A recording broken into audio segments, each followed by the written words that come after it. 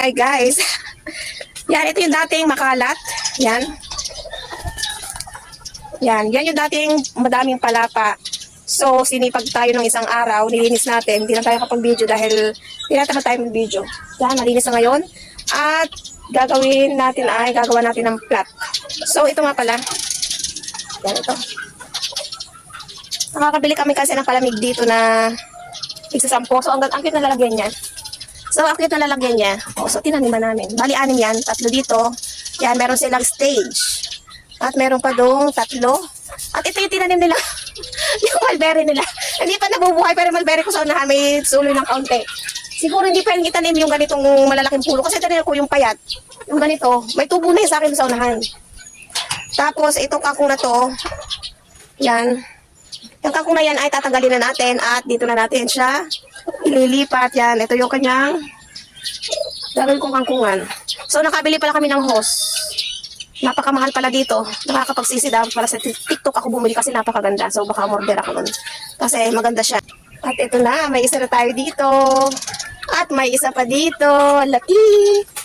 At meron pa dito. Well, ay meron pa pala dito. Yan, ito siya oh. Nilalanggam siya, pero napansin ko doon sa malaking bunga. Ano naman, naalis din yung langgam. Siguro Hawa ko ginagawa ng mga langgam dito. Sinisip-sip nila yung sarap ng patola. Pero madami siyang bunga, pero hindi tumutuloy yung iba. Dami kasi langgam, nakakainis. Hindi sila maubos.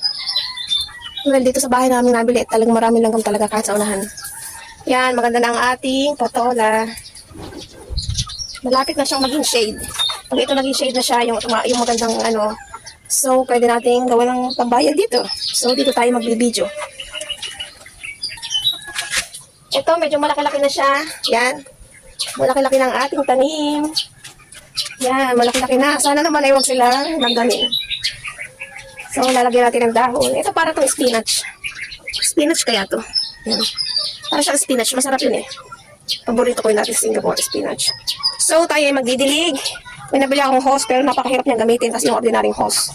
So, magdidilig lang tayo at baka next week order ako ng magandang hose na nakita ko sa TikTok. Yun lang, babush. At may kulambo pa ang ating tanim. Bye!